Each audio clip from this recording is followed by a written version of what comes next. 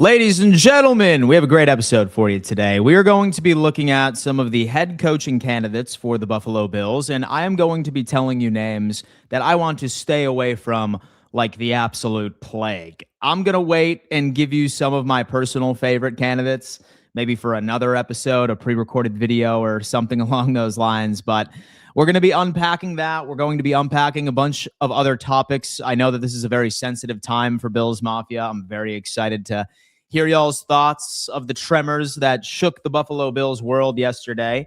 Now that we were able to sleep on it and make some predictions on what is going to happen moving forward. Regardless, welcome into the show. I ask each and every single one of you as you are dialing in to do me a favor and hit that thumbs up sign. It's the easiest way to show love over here on the channel. And roll call yourselves in the chat. We're building a community here, folks. It's very important that each and every single one of you be a good neighbor and be a part of the damn community. Where are you tuning in from? Do not be shy. Ladies and gentlemen, I need to give a giant shout out to our good friends over at Covered, man. Who wants a signed Josh Allen jersey? Well, let me tell you what, Covered is running a free contest to enter, among other really cool prizes. They're giving away like Super Bowl tickets over here. It's a personal finance application where you have the ability to win back some of your purchases. They're coming out with a credit card that has 100% cash back, which is absolutely insane. But soon as when you end up getting into the application, I need you to go to the lifestyle tab and you will see the Josh Allen jersey contest. The person that has the highest score on Flappy Bird or any of these games that you see right here by February 13th is going to be the winner of this contest. For example, I like Cashy Bird right here, as you can see. It's called Cashy Bird. As you can see, I'm awful at this game. You might be fantastic. You get 15 minutes each and every single day to rack up the highest possible score that you can. And the winner of who knows ball when it comes into video application games, you are going to be a proud winner of that. So shout out to our good friend over at Covered for being a proud partner of the show. Lock on in. Also, we have divisional round weekend, or excuse me, championship weekend right around the corner. Ladies and gentlemen, I need to give a giant shout out to our good friends over on Sleeper. Sleeper is the #1 player prop platform on the market today, folks. Definitely go check that out. You will not be you won't be disappointed. It's just what it is. Very easy. Just go on ahead and construct your player prop parlay, 2 to 5 players. If you get it all right, then you could be a big winner. And they're giving you $20 just for signing up, man. Shout out to our good friends over on Sleeper. And let's go on ahead and get into business. Where is everyone tapping in from, man? Talk to me. Hi, Dan, and hi, everyone watching from West Point, New York. What is going on? Good morning, Dan from Jacksonville. Good morning, Dan Mitchell. How you doing? Buffalo, New York. Atlanta is in the building. Pristina is in the building. Chattanooga, Niagara Falls, New York is in the building. Kona, Hawaii. Watertown, New York. San Diego. Mobile, Alabama. Travis, what's going on, man? I'm going to be in your neck of the woods next week for the Senior Bowl. It's going to be exciting. Pittsburgh in the building. Mike LaFleur is here. Hornell, New York is in the building. Arkansas is in here. Vero Beach, Florida. Bay Area, California. Go Bills. I'm going to be in your neck of the woods here in just a couple of weeks when me and the boys go out to the Super Bowl. It's going to be exciting. What's up, Dan? I'm a Patriots fan, but love your live show. I appreciate that, man. Thank you so much. We got Grand Mound, Iowa is in the building. Buffalo, New York. Elkin, North Carolina. Buffalo, New York. Newport, New Hampshire is in the building. Jamestown, New York. Colorado is in the building. Salem, Virginia. Man, we are truly worldwide. I ask each and every single one of you to hit that thumbs up sign and lock in. Folks, I've been doing a lot of planning for the offseason and what I plan on doing with this channel. I know a lot of you guys love my live streams, but I got to tell you what, I really want to get back into the pre-recorded game. I know that you guys have probably been seeing a lot of my pre-recorded videos. So I think when it comes into this channel, probably starting next week, the vast majority of the content you will see will be pre-recorded content. However, that doesn't mean that my live streams are dead. You want to know where all my live streams are going to be after the Super Bowl? Let me go ahead and tell you where they're going to be. They're going to be right over here on the Bills Roundtable channel. This is where I have my weekly show with Z-Bot and Kevin Masari. We ultimately end up just giving you a bunch of pre-recorded content, live shows, and now the daily morning show from the Dan Mitchell channel is going to be living on the Bills Roundtable. All of my pre-recorded content will be here. I'll still do like maybe, I'll still do maybe like 1 or 2 live streams per week, especially during the off season. I'll still do my live play-by-plays over here.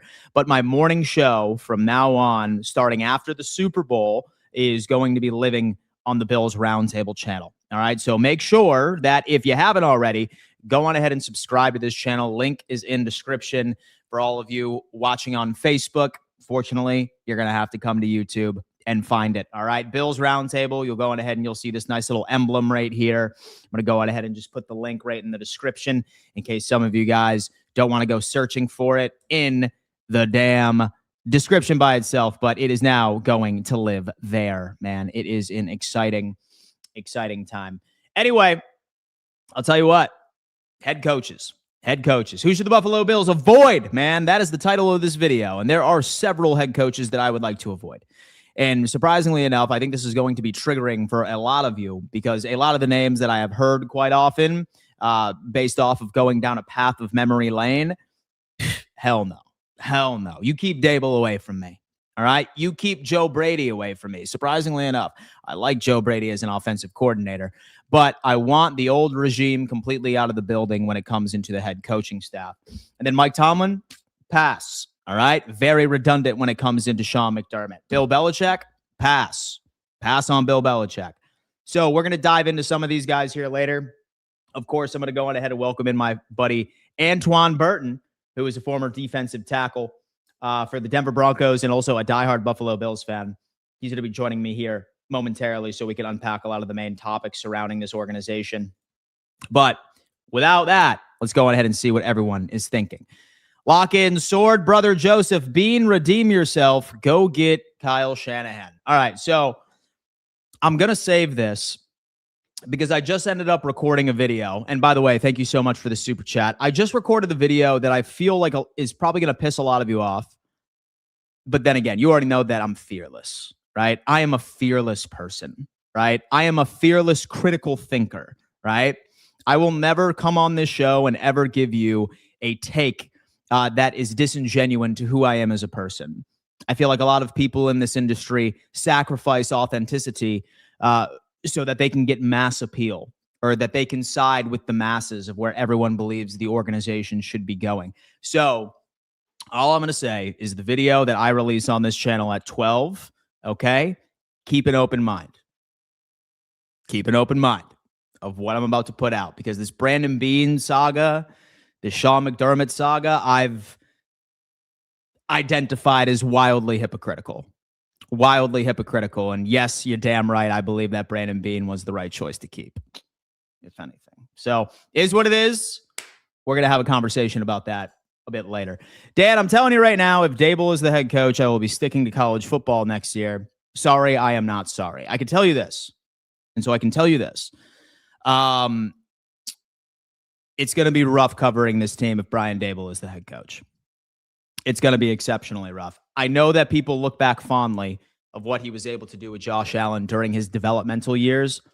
But I'm telling you right now, I would be in a very dark place as far as where I see this team going or how I see them stepping in the right direction. That's kind of where I'm at, Dexy, and I really appreciate that.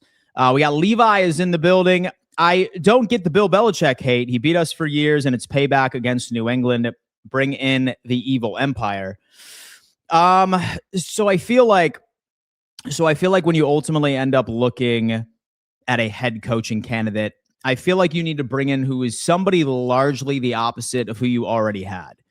Sean McDermott, from what I understand, based off of me really diving into some of the reports, looking at some of the behaviors, it told a story to me that he was largely a personality that would clash with the front office.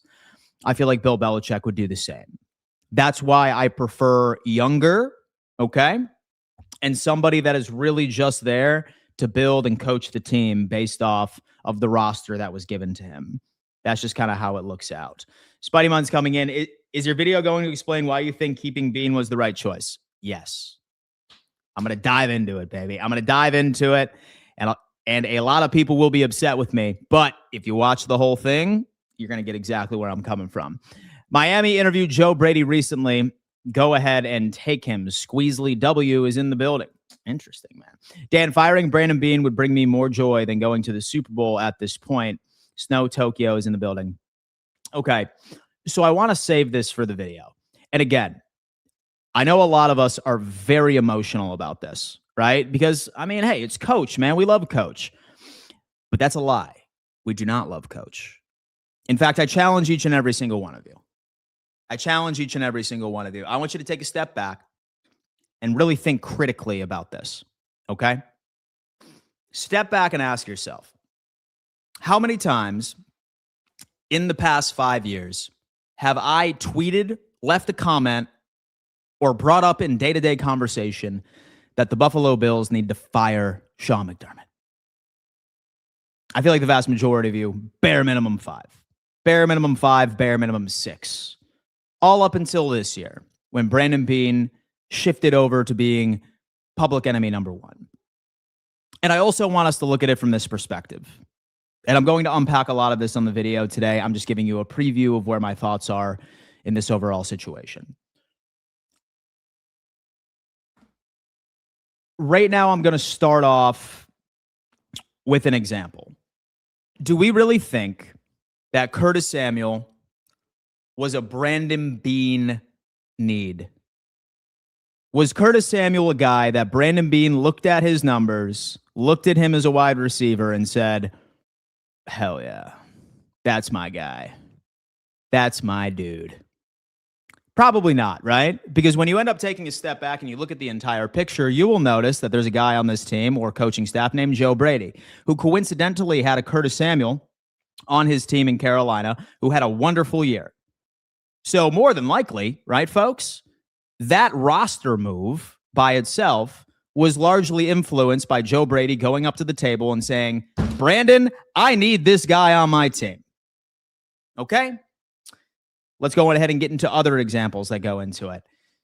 Do we really think that Brandon Beane looked at Keon Coleman and said, damn, that's my guy. I need him, baby. I need him. No, it wasn't. It was Josh Allen going up to Brandon Beane, and this was well documented when he said, Beane, Keon Coleman's my guy. I watched his highlights, and I absolutely loved him. Do you think that us going exclusively defense in the first round last year in the playoffs was a Brandon Beane decision? Or do you think it was a defensive-minded head coach that went out there and said, oh, dude, you know what? We need to address this defense. All I'm saying is that I really want you guys to look at this critically, because it's so easy to hop on with the main narratives. It's so easy to join the mob. You almost feel dirty when you put out a contrarian view, but it's not contrarian. It's not clickbait.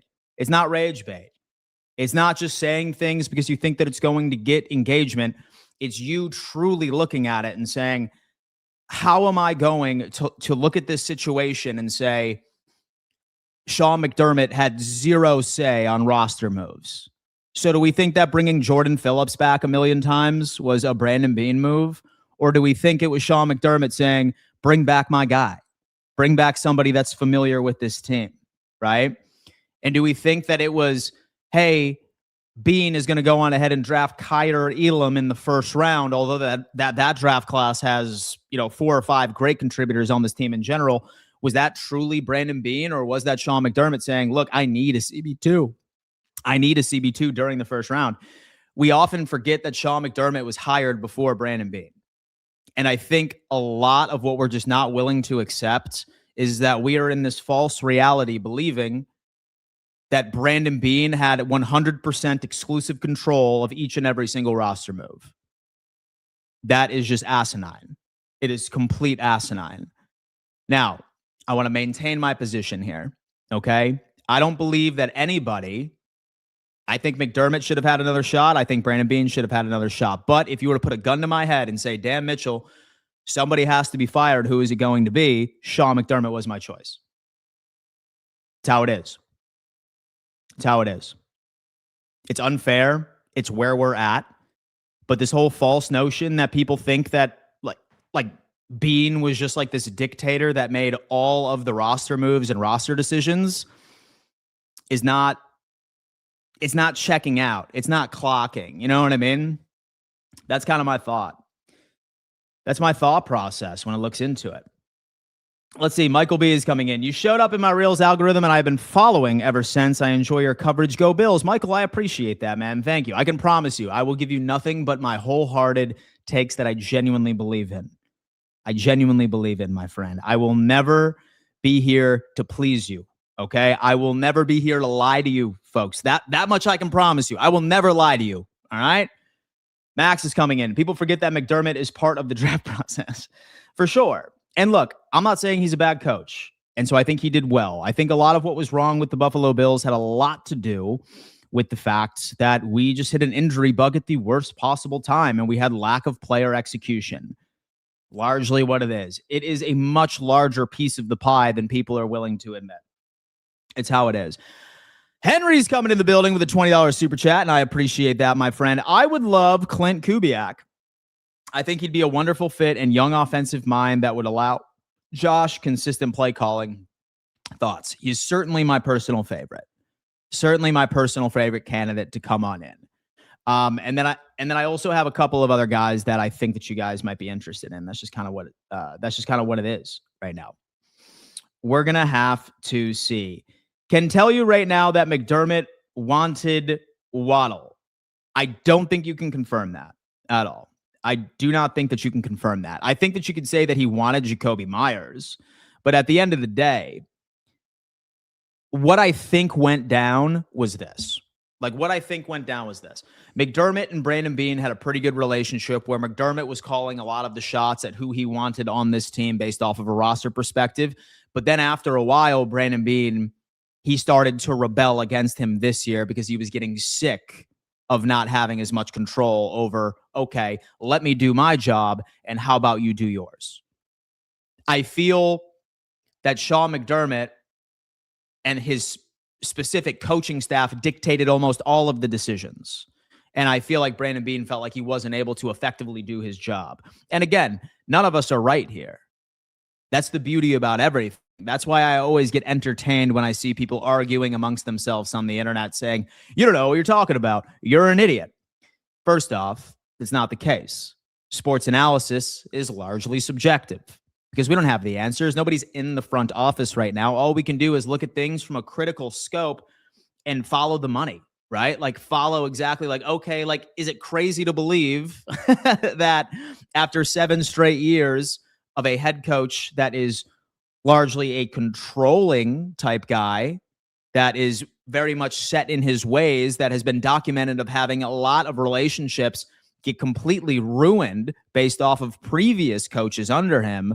Is it crazy to suggest that his control ended up shifting over into a front office that eventually said, look, let us do what we want to do. Like, let us protect this overall. Like, look, here's the deal. None of us are right. Zero. You could be right. I could be right.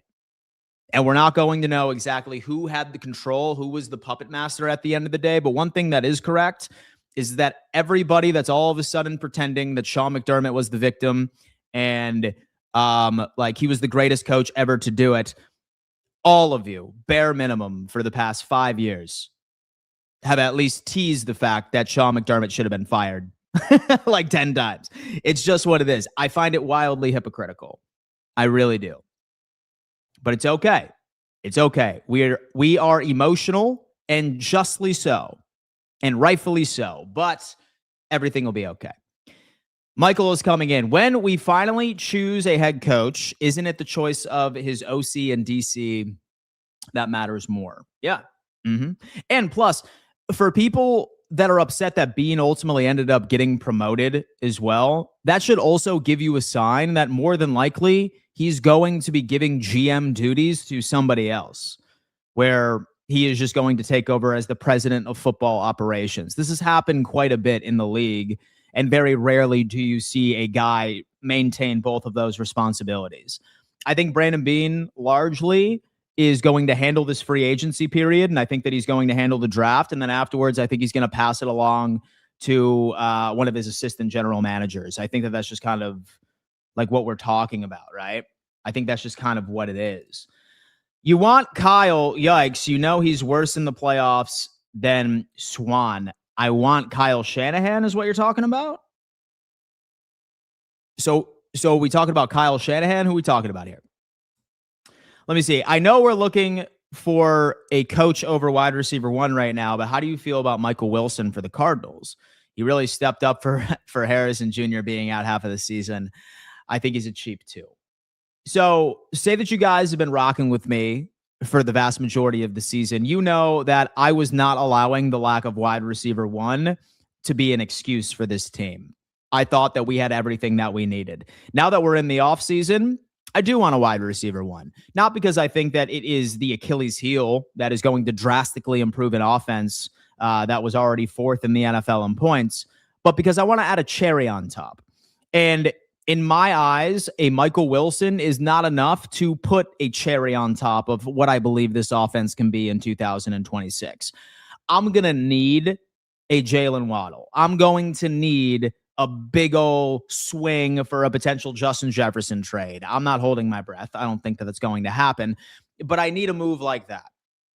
Say that I'm adding to this team. That's kind of where my thought process is from the very least. Let's say that Josh Allen goes down, God forbid. Where would you see this team as it stands? And with these big changes as of today, would you do a 3-10? I feel like this team would ultimately be screwed if he went down, regardless of who the head coach was. It is so Josh Allen reliant. It's just kind of how it is. But regardless, folks, as always, I need to go ahead and bring in my good friend Antoine in. He watched that mutiny right in front of us this Saturday. What's going on, man? How you doing? Where do you want to start, Dan? Like, where do you want to start? I'm still decompressing from the game, let alone the firing. Dude, I know, man. I was actually trying to take the week off, to be completely honest with you. And so, like, soon as when the game was over, I was just like, you know what? Like, maybe I'll just do a couple of pre-records. But then, yesterday, and so I get back from the gym, and then I see a big notification on my television screen that Sean McDermott's been fired. And I said, all right. Man, it looks like vacation's going to be postponed. I didn't watch the New England game. I didn't watch the Bears game. It was tough.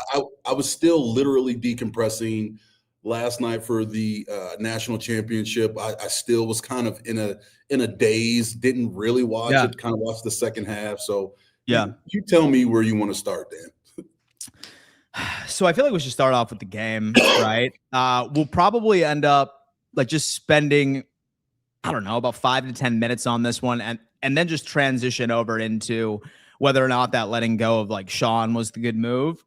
But I did want to get your thoughts on this biggest narrative out there. Did Brandon Cooks catch that football? From your perspective, talk to us. I'll be honest. This is like flat Earth and round Earth. This is kind of like the debate that we're having. Yeah. Me personally, I thought it was a catch. I thought his knee hit the ground. I thought he had control of the ball. I think it was ripped out when he had made contact with the ground. Yep, me too. And, but at the end of the day, I feel as if there's so many things that could have went in our favor. Yes. That we had self-inflicted wounds to where this is magnified. And it's to the point where this wasn't the game, bro. No, it was not. Like, not at all. Like, I really haven't been getting into like deep debates about this either. And I'm kind of hoping that Bills Mafia has gotten over it. I feel like that they've just been introduced some new trauma now that there's been so many changes within the organization. But I typically was saying, like, guys, look, we shouldn't have been in that position in the first place. Like, we should not have even allowed the referees to even have an opportunity of making a game-altering type call in overtime. We should have not turned the football over 5 times, right? QB1 shouldn't have turned the football over 4 times. He shouldn't have fumbled twice and threw 2 picks. With Josh Allen, shouldn't have missed a wide-open Khalil Shakir on a screen that would have walked in for a touchdown. We would have won the game. Right? Like, we should have saw Josh Allen connect with Dalton Kincaid with a beautifully schemed open route concept from Joe Brady with 10 seconds left. There were so many different opportunities for this game. I just felt like that this team just didn't get off of the bus. No, I was there, Dan. Like, I know. Up close and personal. And Listen, the Buffalo Bills were a better team than the Denver Broncos. Yeah, I They agree. were a better, it was noticeable. And maybe when you break down the analytics of the record and the rankings of defense, offense, third down conversions, all these things, styles make fights. And the Buffalo Bills were a better team than the Denver Broncos. The Buffalo Bills lost that game. The Denver Broncos took that game. At the end of the day, that's the truth. We talk about the turnovers, but I'm going to be extremely transparent. Nick Bonito flew by Dawkins for that sack fumble. He did. Nick Bonito, it's called running out of the stack. The reason why Josh Allen was able to break up into the pocket, into the middle of the pocket, is because the ends went high. So that means he was 10 yards behind the play while Josh Allen is running forward, ran 20 yards down the field and made a fumble on Josh Allen right before the half. Al Singleton, number 49 linebacker, had on a helmet. It was a great play. At the end of the day, I truly believe Buffalo was the better team. But, we can go down to this call and what happened. But Denver made the plays that were necessary to win that game. Yeah. Sort of how I look at it, man. Like, you looked at how this offense was moving, right? And what you just said is clear as day because we punted 0 times. What does that typically tell you? 0. Like, what does that typically stat line and I couldn't believe it. Exactly. Like, what does that tell you? Like, okay, so the Buffalo Bills are the more efficient squad out on the field right now, but the Denver Broncos were far more like opportunistic and taking care and making plays during situational football. As well as missed opportunities. Yeah. Brandon Cooks, I was there. He gave Surtain a little bit of work. He did. Cooks was open by a yard or two multiple times where he was missed. That out route he got on that third down conversion, I think it was like the first or second quarter. Yeah, he was giving him work. And so it was self-inflicted wounds and missed opportunities. And it was just that skip pass to Shakur and then watch him go in. He skipped the ball to him and you see his route to the touchdown. Dude, I know. And like, you know what? It's typically so frowned upon within the fan base and screens, but screens were killing the Broncos. It's on Saturday. Like, we're killing them, like going 6 to 7 yards a clip. And that would have been a walk-in touchdown. And it probably would have ultimately ended up winning us a game, even by losing the turnover battle as ugly as we have. Insane. Five, Dan. Would you, like, based off of like your memory, and I'll be completely honest with you, I have refused instead of rewatch that game. Right? I did. I have refused to rewatch that game. Oh man, would be too tough on me. Maybe I'll like see if I can muster up the courage here once the Super Bowl is over or something along those lines. But out of all 5 of those turnovers, how many would you attribute to being a Buffalo Bills shooting themselves in the foot or the Denver Broncos making a play? If I had to choose, it was Denver Broncos making a play. Okay. Like I said, Nick Bonito, Deion Dawkins whiffed. It was a great outside move, a clear path to the quarterback. Again, Nick Bonito with, it's called getting out of the stack, relentless effort towards the end of the half. Sometimes people kind of pack it in a little bit because the clock is winding down to go into the half. It was a great play. And then the hit on James Cook, we give Cook a lot of issues. Yeah, he's got a fumble issue. 9 out of 10 backs would have fumbled that ball. Yeah. So you got to give credit where credit is due. Now, offensively for the Denver Broncos, that's another story. But when Bo Nix needed to make a play, man, he looked like an all-pro quarterback when he needed to make the play. He did. He really, really did, man. And what hurt me the most, too, and I feel really bad about this, but like the second that I saw that the Broncos won, and then I see Sean Payton go back to the podium for a second time. You sent me the video. Yeah. I learned about it when you sent it to me, surprisingly enough. I was there. So you ripped the Band-Aid off. And he said, oh, yeah, by the way, Bo Nix fractured his ankle and his season is done. So I'm sitting there being like, okay, so we just gifted the New England Patriots, right? A shot to Super Bowl LX. Now, I've been seeing Nick Foles trying to go out there and hype Jared Stidham up, and I would love if Denver could pull off a damn miracle and send Vrabel and the Patriots home. I think their defense could do something about it because the Pats haven't been looking too good offensively so far this year in the playoffs. It's been their defense, which has been the story. But I got to ask you, man, like I was watching like some of those last two plays, one of the only plays I rewatched from this game, and I'm trying to pinpoint when Bo Nix might have fractured his ankle. This is like a conspiracy theory right here, but like, why do I feel like it's something so embarrassing that like we're not knowing that like it was him like celebrating in the locker room and like he like fell down the stairs awkwardly, or like one of his teammates was like jumping up and down in celebration and like they like stepped on his ankle? Because I can't see a play, especially watching him walk all over the field for interviews, for everything, where he could have fractured his ankle. So like, what are your thoughts there? Because something's not added up about his ankle. No, I seen and heard some rumors, but it was on that rollout to where his foot came straight down. You've seen it happen, and then the issue was that the very next play he threw the lob pass on that pass interference on Tre'Davious White, and you were able to physically see he was able to put weight on it. And then the kneel down, you kind of see him stumble a little bit, but you got to understand. And I heard that it could be him after the fact. Why wouldn't you say that in the first press conference? Why are you coming out, for the 10 minutes later? Yeah. I do get that, but there is a sense of adrenaline, Dan. There's a sense of adrenaline, and then there's a sense of, kind of keeping your armor off until you leave the opponent. So I can see him in his mind, like, I'm not going to walk funny, until I get out of there. But watching the initial play when he was ran down and he rolled out to the left, his foot coming down, like something happened there. And then on a kneel down, you seen him stumble a little bit, and he kind of limped off the field then. And then it, clicked in his mind, let me hold strong, go with the win. So, I don't know the answer to that, but that is my logic. Yeah.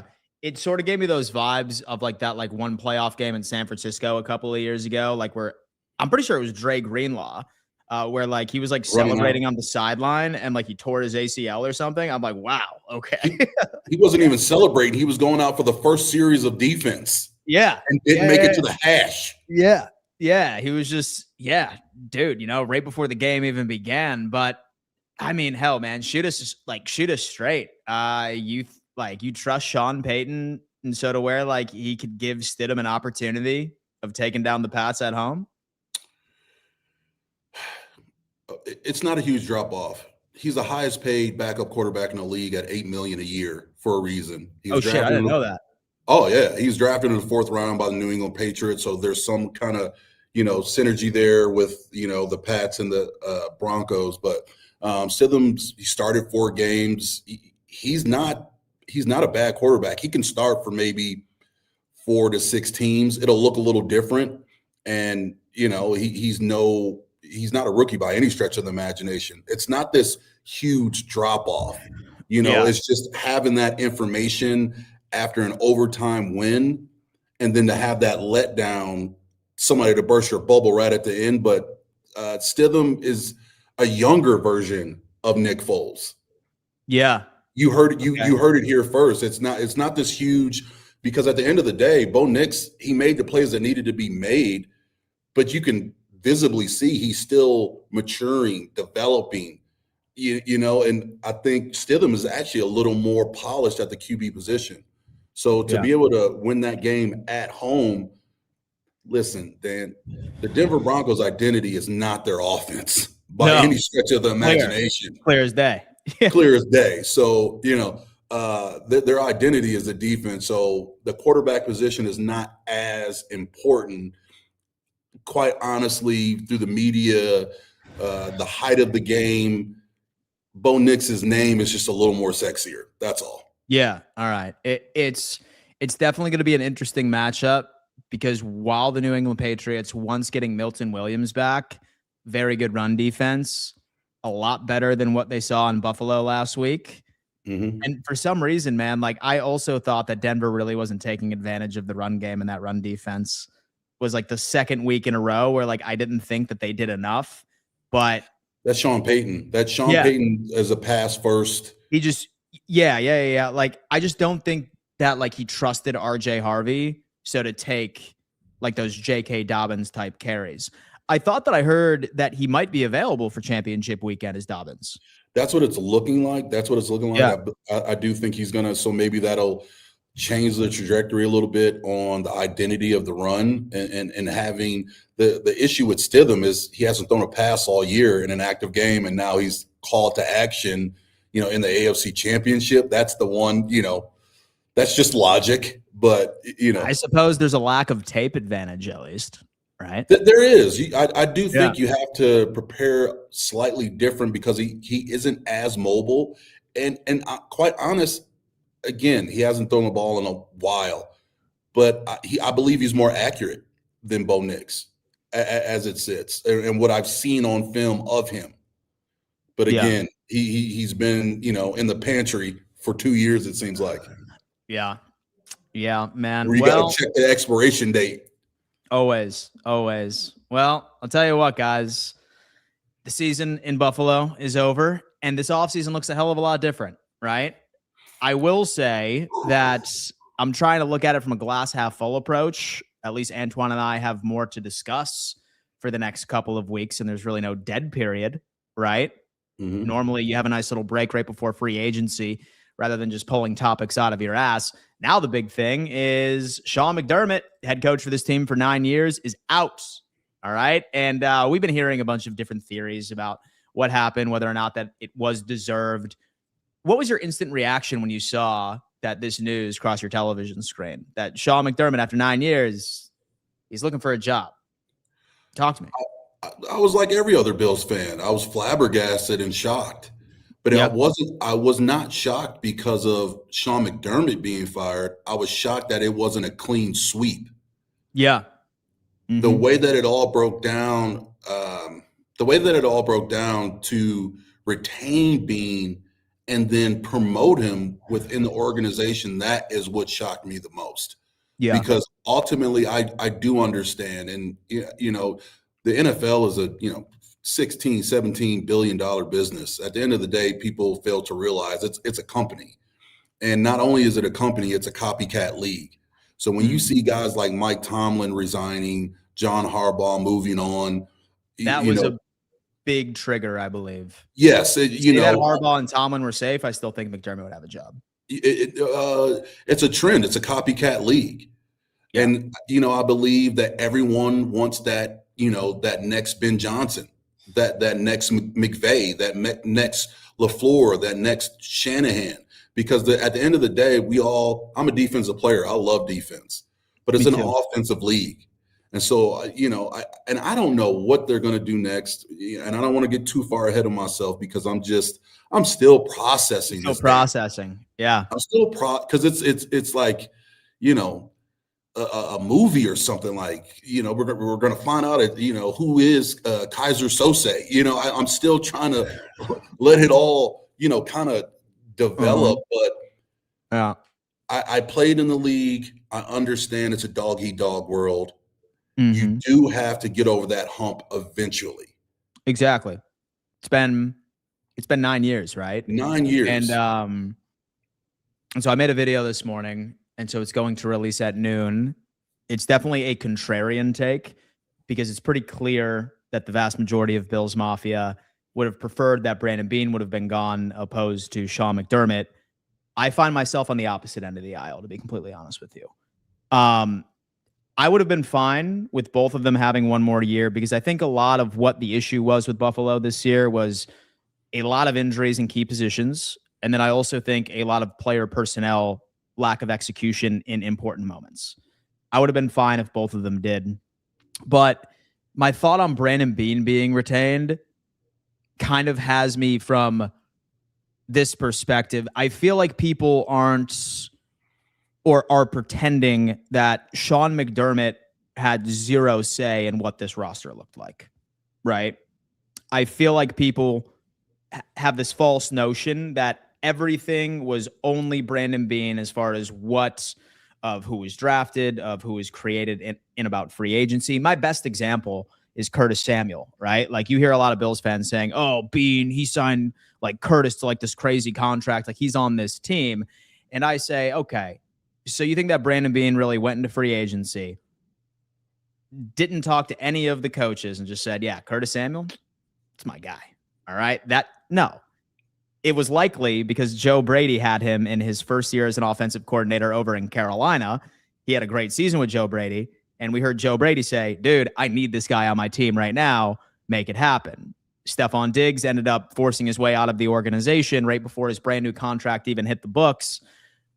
We're scraping the bottom of the barrel for talent, but you need to get me this guy. A lot of people gave criticism to Brandon Beane for regularly bringing back Jordan Phillips once every other year. It's a Sean McDermott guy, right? Like he wanted guys that were familiar with their system. So what I think happened, and at the end of the day, I think that we're just debating what we think we know, right? Like no one knows really anything unless you're in the front office by itself and like you hear it. What I think happened was Sean McDermott had the vast majority of the say, at least for the first couple of rounds of draft picks and also free agency and also trade deadline for the vast majority. But then this year, the disconnect became when Brandon Beane said, okay, I'm going to do my job here and I'm going to rebel and I'm actually going to make these roster decisions because your input has not been helping at all. That's what I think happened. We're not going to get an answer until I see what Brandon Beane does this offseason in free agency and during the draft, because say that he goes out there and starts hitting home runs and like he makes some blockbuster trade for some crazy wide receiver one, or he does a bunch of like crazy like cap gymnastics and looks sort of like a Howie Roseman. I think that's what confirms it. But surprisingly, I'm okay with Brandon Beane still saying. I'm about to cook, Dan. Cook, go ahead. You know, it's kind of funny how we oddly see things the same way. It's kind of funny to me, if I'm being honest. I love it. We're like fans of the Bills, but it's like we think a little different than an actual fan. Yeah. Because I'm going to break it down from a psychological standpoint and an analytical standpoint. In every relationship, at some point, you do need a change if you can't get over that hump. Yes. I completely believe that Sean McDermott is a great human being and a great man. I believe he has established relationships within that team to build a culture of family.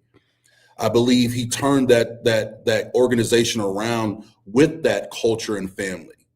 Mm-hmm. But we have hit a point to where it's shit or get off the pot. Mm-hmm. We have hit that place. And I feel as if Brandon Beane and him, and people don't realize that they weren't tied together. It was McDermott, then Beane. Exactly. You kind of talk about them in the same breath, but there's a little gap between them being a part of the organization. So I don't know if they ever really, truly, connected in that particular way. No. And to your point about people looking at Brandon Beane as, oh, well, you picked up this guy, you picked up that guy. We got to be a little bit patient. We got to be a little bit patient to understand what the draft picks looks like, what the draft picks look like, as well as how aggressive they are in free agency. Yep. Because back to the relationship portion of it, to truly affect change, you got to break some hearts. You got to sever some ties. Mm-hmm. So that means, man, maybe I have to figure out what to do with Dawson Knox contract. Maybe, I don't retain Joey Bosa. Maybe, we're getting rid of Curtis Samuel. Maybe we're Phillips. All right, we've tried this out. We can't keep bringing you back. You need to reinvent and redefine who you are, because the narrative around the league is Josh Allen is carrying around a bunch of bums. Me and you both know that. Loved our scheme. Loved our team. Sean McDermott squeezed the juice out of the talent. They did, and I respect him for doing that. Respect it wholeheartedly. He's very good at that. Yeah. Very good. The way he disguised his schemes, his blitzes, his man, his zone. Good coach. But let's be honest, and this is one of your guys, Sanders. I never liked him. Never liked him. Hated him as a second-round pick from South Carolina. Oh, with TJ Sanders? Oh, surprisingly enough, me and you are actually on the same page. I like Walker. Oh, with TJ Sanders, Walker. Yeah. With TJ Sanders, for me, I thought that it was redundant because we already had Nat Oliver on the team. I said, why are we bringing another 3-tech onto the squad, like for passing downs? And like, it had 1 sack on the year. Yeah, 1 sack on the year. And like, we're sitting here looking, and like, people were like, oh, Dan, will explain why Brandon Beane said that there was no need for a wide receiver 1 on the radio station. Guys, I really want you to think about this and take a step back. Do you think that Brandon Beane, the way that he drafted, being 75 to 80% defense throughout the past couple of years, was 100% his game plan? No. It was Sean McDermott. He's a defensive-minded head coach, folks. He wanted these defensive pieces. Like, Beane's just not going out there, utilizing his scouting department, and not asking Sean McDermott's preferences. Why Brandon Beane said that a wide receiver number 1 wasn't necessary is because the guy who wanted the roster built a particular way had virtually all to say. He wanted defensive players. It's not a crazy concept to grasp. Is basically what I'm saying. And missed. Yeah. And missed. And I think we stumbled across Walker. Like, we fell into him. Yeah. I don't think people thought that he would become what he was, but you know, I think that there's always a moment, again, in a relationship where you need change. You know, we even seen it, you know, I know we played Denver this week and we're talking about the Bills, but this happened with Dan Reeves and Mike Shanahan. Mm-hmm. Sometimes you just, you know, you're almost too close, because when you're too close, then you start getting comfortable. Yep. You start seeing the thread slip a little bit, and I think that's where we're at. And to be retained, and again, a Monday morning quarterback, and to be retained and promoted, that to me feels as if both McDermott and Beane reported to Pagula, and Pagula had a front row seat to see how they interacted, to see what hit from McDermott, to see what hit from Beane, and to retain and then elevate, I believe speaks volume. But I believe everyone is in this kind of, you know, turmoil because of the loss that we just came off of and the controversy of it, and everybody building Josh Allen up and can't honestly see clearly. I believe that there's more optics that allow you to understand the concept and the process of what just happened and why it happened. Mm-hmm. And then when you see the Buffalo Bills emotional and crying, which, you know, that was that hurt a little bit. Oh, you know? Heartbreaking. Absolutely. It was heartbreaking. But to see that shows you what Sean McDermott meant to the team, how he built that team, how the players bought into McDermott emotionally and behind the scenes. I completely get that. Yeah. But the heartbreak to me is not making it to the Super Bowl with a generational talent. Exactly. And so that's just business, Dan. That's just business. It is. No. Like, here's my take, right? Like, obviously I have preferences. And surprisingly enough, like, you're probably going to find this crazy, but like, in an ideal world, I would love Brian Flores as our head coach. I think that he really would be able to make this defense a weapon and a security blanket for this offense. Because let's call a buck. Like, we can bring in an offensive-minded head coach. We can bring in a crazy offensive coordinator. But really all Josh Allen needs is just some crazy guy on the outside. You already have a great offensive line. Dalton Kincaid, a great running back.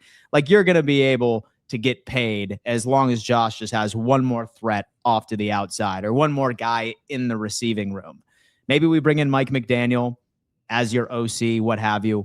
But why I'm not getting too excited about it is that I think when it comes into how I think Brandon Beane wants to take control of this, he wants to avoid having a personality that he feels like he's going to clash with as far as roster decisions.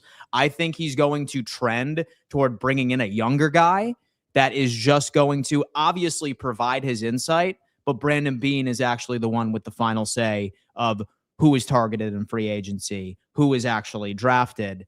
I think that's his goal. Hence why I think that more than likely we're going to be seeing like a Clint Kubiak that comes in from Seattle, or we're going to be seeing the other Kubiak from San Francisco, for example. It's going to be a young guy because I think Brandon Beane doesn't want the coaching staff and even QB1 Josh Allen to have many decisions on who is a part of this team. I know a lot of people hate on Keon Coleman, but a lot of that was Josh Allen's preferences. He likes wide receivers like that. So I think that's what Brandon Beane's goal is. He's bringing in a younger guy so he can retake control of the roster. And in my opinion, I think that's how it should be. When you have a divide, Dan, and you got two people going in different directions, it's almost inevitable that you won't make it to the promised land. And that's what we've seen unfold here in the 2026, 2025, 2026 season. And so I'm to the place of where, again, we have to be patient. I want to truly see, I want big splashes. And I'm going to ask you these two questions after I give this little soliloquy here.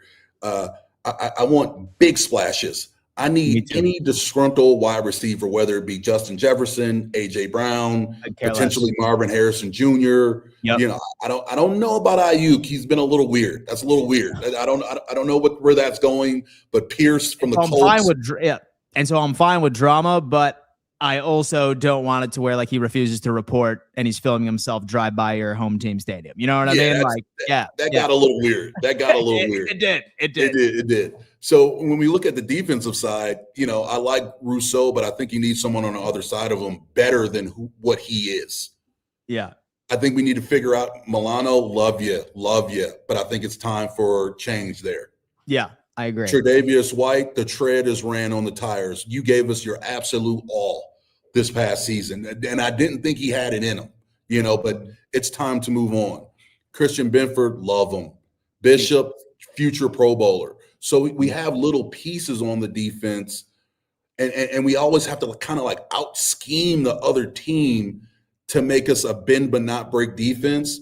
Yeah. But at some point, Dan, point, we need to be able to stretch the field and drop bombs with this cannon we got behind center, and we need to be able to get to the quarterback and give people 3 and outs and not let them road grade, the 20 to the 20. We suck from the 20 to the 20. They'll eat us alive. For whatever reason, we get a little better in the red zone for whatever reason. Yeah. But 20 to 20 is just like so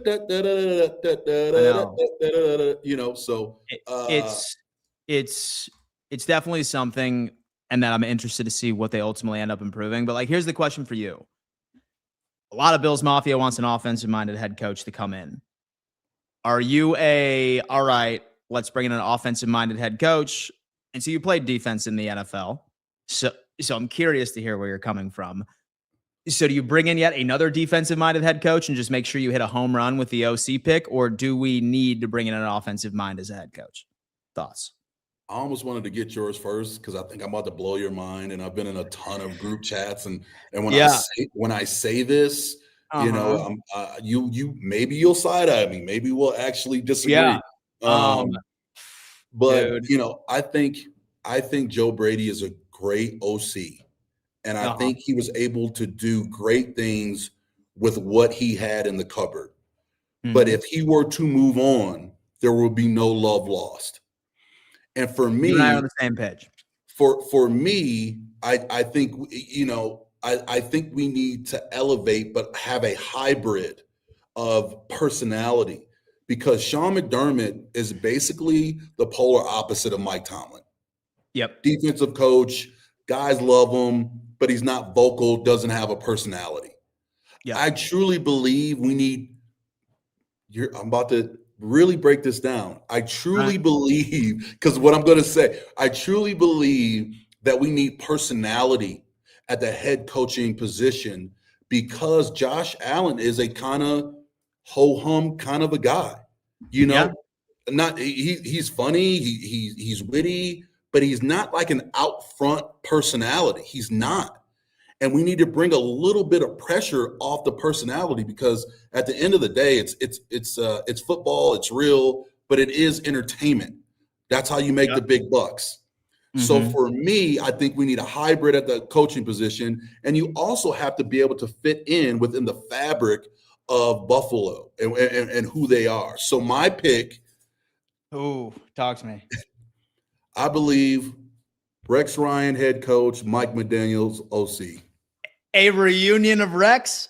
A reunion of Rex. A reunion, man. Oh. Love Rex. He's a huge advocate of Josh Allen. He's been in the city. Obviously, his lineage of the things that he's done in the NFL, his personality. I don't believe he's at a place where he's been away from the game just long enough to where he still has that ego, but he's been able to see it from a bird's eye view for what things are. And that shouldn't be underestimated. But he cannot be a tandem without a legitimate offensive coordinator. And to be able to have, you're thinking your wheels are turning a little bit. No one has said. Oh, dude. Oh, man. No one has said this. So I got to tell you what. I like it. All right. I like it, man. I like where your head is coming from. I wouldn't have thought of Rex Ryan. For me, one of my only one of my pushbacks would be, would the ownership who fired him bring him back? Right. So I kind of think I'm like, I don't know. I like where your head's at on the defensive mind of the head coach, though. Right.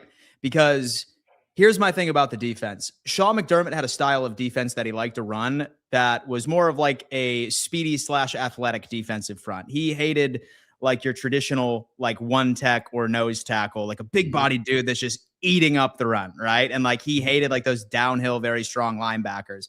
He liked having the Matt Milanos and Terrell Bernards out there. They're fast, they're threats in coverage. But I feel that like you need to bring in a guy who also would be a defensive mind. I'm all about Brian Flores. I think that what he has been able to do over in Minnesota and like what he has been able to do as far as like his aggressiveness, he had one of the best third down defenses for the past 2 years running over in Minnesota by itself.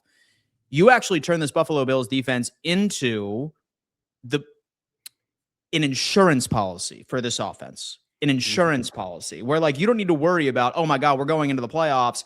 I'm just sitting here holding my breath and waiting for my defense to give up 30 like plus points to somebody and be in a shootout. I want to find a defense that's actually a damn threat. That's going to make it difficult for any quarterback to go out there and put up close to 24.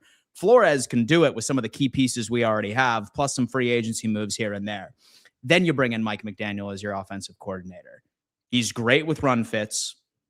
He's great with running schemes, and you end up bringing in a speedy wide receiver out on the outside. I think that's the perfect recipe. For me, I like Clint Kubiak. I love Clint Kubiak, but again, I think we're flipping a coin here. He has less experience calling plays than Joe Brady, and people love Clint Kubiak, but he has never once finished above Joe Brady in total points, ever. So, like when people are so against Joe Brady as the head coach, I feel like you should also look at Clint Kubiak and say, okay, we're literally talking about the same guy with the exact same style of play calling. Seahawks ran a lot of screens this year too. So I just feel like people get obsessed with like so offensive names and don't look at the big picture for me. But I feel like we're on the same page as far as defensive-minded head coach and an absolute stud at the offensive coordinator position. I know I came out of left field, but I got to Rex Ryan because I felt like Flores would be the best fit for the Buffalo Bills. Yep. My only issue there, I like Flores with Kingsbury instead of McDaniels because I like Kingsbury too. Yeah, because they had that clash within Miami and all. He sued the league. And then comes in McDaniel. So I don't know what that relationship looks like. And and for me, I want continuity. I want continuity. And I love McDaniels. I love McDaniels because he was under the, quote, like he started watching. He was in Broncos practices. He low key comes from the Shanahan tree. So he understands AFC. He understands the Shanahan tree. He understands the AFC East. But as we've seen, he is not a head coach. He's like a Silicon Valley kind of guy. You know what I mean? Like that. Yeah. That's not his place. And I think he needs someone to kind of draw up things in the lab that make the Buffalo Bills a better team. But I think there needs to be a strong relationship at the head coach to allow that type of continuity, if that makes sense. And I don't know if Flores and McDaniels would have that continuity. I don't, but that to me would be perfect if the relationship worked. But Flores with Kingsbury, but I'm still, maybe it's the old school in me, but I think that'd be a great. I don't even know if he's interviewing, but I think that'd be a great fit. I'm not for Daboll. I'm not for No, me neither. Nah. No, me neither, man. And so I feel like that's the easy name to say is Brian Daboll is going to come in and be the head coach. I acknowledge and I'm happy that people look back fondly, during his time in Josh Allen's development years, but I'd much rather a head coach come in that doesn't at least have a recent failure on his memory, on his resume, right? And while everyone always tends to look at, so the grass is always greener on the other side, people look at the Buffalo Bills offense and they're pissed that there's no downfield passing game, right? And there's only yards after the catch. But people forget that when Brian Daboll was the offensive coordinator, that's all we had was a downfield passing game. 0 yards after the catch, and we couldn't run the football. And people are like, oh, yeah, well, look at our running backs. I would argue, look at Saquon Barkley's final year with the New York Giants, all right? He was still getting 1,000-plus yards regardless of his offensive line, and Brian Daboll just did not run him. So it just depends on what you're looking for. So I feel like defensive-minded head coach, Mike McDaniel offensive coordinator, or a Cliff Kingsbury, who I like. I was very impressed with what he did with Jaden Daniels his rookie season. And Pete Marcus Mariota's numbers from this year. Close-ass games where Marcus Mariota was putting up numbers against very good defenses. Cliff's a good play caller. I'd be happy with him too. And again, we're all digging extremely deep into the abyss of what the potential future looks like for the Bills. And I get that. But I'm also, and if this happens, oh my goodness, you heard it here first. It's almost like you can't hire someone who has an extremely short runway. Yeah. You need to go to the Super Bowl next year. I know. Or you need to you're going to get rid of. Mm-hmm. So when you hire someone like Rex Ryan, I'm that type of, and a lot of people are saying Bill Belichick, and I think I don't want that drama. I don't want that drama. But I think you do need someone who you're either going to ascend and go beyond what Sean McDermott has done within the first 12 to 18 months, or you're going to be so close to you need a Super Bowl appearance damn near in year one, based off of how Josh is going into year 10. So that's where I'm at. So it's just weird little space to be in, Dan. Weird little space. It's definitely weird indeed. We have some super chats that came in. Damn, Henry, how about getting Jefferson or Drake London? I have a feeling that Brandon Beane, based off of the cap, you can technically get close to about $60 million in spend this year.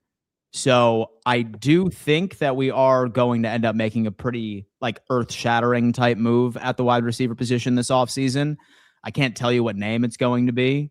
What makes sense is a revisit to the Jalen Waddle conversation. That's something Beane's done in his past. So I think that could be it, but we'll see. We'll see. Dominic's in the building saying, even though he didn't have a good stints in Denver or Vegas, how would you feel about Josh McDaniels? He's familiar with the division, and we've seen how he is good with QB play. Not saying should be the guy, just want your opinion. I live that. I live that literally in Denver. Shanahan and Josh McDaniels. How was he? Didn't go great. He came in with that kind of Patriot, way, and being under the umbrella of Belichick, and thought it would go over. And then when they played the Patriots, we won the game, and he went to the crowd, and and that was the end of it. When he beat the Patriots, went to the crowd and Tiger Woods fist pump, literally walked onto the field. And once that happened, he completely went downhill. And some people are made, and we've seen it with the Las Vegas Raiders. Some people are just OCs, and that's okay. Yeah, it's completely fine. Joe comes in, and the Bills should hire Sharon Moore. Next question. Next question, man. An all-male staff would definitely need to be a priority over there, man. Good point. Is that you? Don't fire the GM at this time of the year.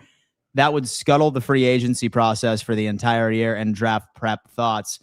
Great point there, Catherine, because so I feel like when it comes into free agency preferences, like when it comes into these players, I'm not sure about you. I have no experience with this, but say, for example, I was a pending free agent and I'm looking at a potential landing spot. I feel like a red flag to me would be that they are literally on year one of a brand new regime all across the board. I at least want to go to a place that has some sort of continuity. So I feel like us at least maintaining our current general manager is not going to scare away particular free agents. I'm not sure your thoughts there. Josh Allen. He's the biggest. Yeah, Josh too. Yeah, Josh too. Yeah, Josh is the he's the Ritz. Like I want to stay there. Yeah. I'll go. Yeah. We have Joshua Richardson, member for 20 months. What's up, Dan? How do you feel about the Bills interviewing Marcus Freeman from Notre Dame? That's intriguing to me. How many coaches came straight out of college and had instant success? I feel like this ownership wants instant success. Yes. And I can't really think of a recent coach that came from college, not counting John Harbaugh or the Harbaugh brothers, because he was an NFL head coach prior to being it's rare. It's rare. Most of the coaches that came from college that have taken over not really had a good shake at the NFL. So I suppose you could talk me into it. I just don't know if the ownership would take that seriously. Nah, I'm Notre Dame has been, adamant about like, he's here, he's staying here. So, even a Signetti, that doesn't intrigue me. No college, it doesn't intrigue me. It doesn't intrigue me. So it's an entire different game. It's an entire different game. And you're dealing with a 10-year vet in Josh Allen, who was an MVP. And that you need – Josh Allen has to respect you. I'm not saying he wouldn't respect a college coach, but it'd be a little hard. Yeah. It'd be a little hard. I think so, too. Henry's coming in again. Henry, man, thank you so much, brother. I appreciate that. Way too generous today, sincerely. Only reason Kubiak over Joe Brady is just a different personality and play caller. Personally, just love an offensive guy at head coach because it allows continuity for Josh at play calling. Yeah, true. I don't know, man. We'll see. But folks, it's gonna have to do it for another edition of the Dom Mafia Report. Tuesdays with Antoine. I feel like I'm gonna make a logo with that. All right, since it's such a show we all look forward to. What do you got for the audience, Antoine, right before we end up sending them off? Shout out to my podcast that is being uploaded this morning. Yes. Literally, The Undrafted on YouTube, Undrafted Season, SZN on Instagram. As soon as I leave this call, we're interviewing Stevie Johnson and talking to him about the game and was it a catch, wasn't it a catch? So look forward to upcoming content. And as always, it's always a pleasure with you, Dan. Always a pleasure. Yeah, man. Likewise, guys, go check that out. As soon as when that video is live, I'm going to have Antoine send me a DM of the link. So that way I can put it on my message board, and then I'll have each and every single one of you go subscribe to that because I'm looking forward to hearing from Stevie on whether or not he thinks it was a catch. I'm going to have to. But, folks, we appreciate you for tapping in. Stay tuned. I am going to be releasing a video in about a half hour. Please keep an open mind. I know I'm going to upset a lot of you with the video, but at the end of the day, all we are critical thinkers around here, baby. I love it. Thank you so much for tapping in, and we will see you later today.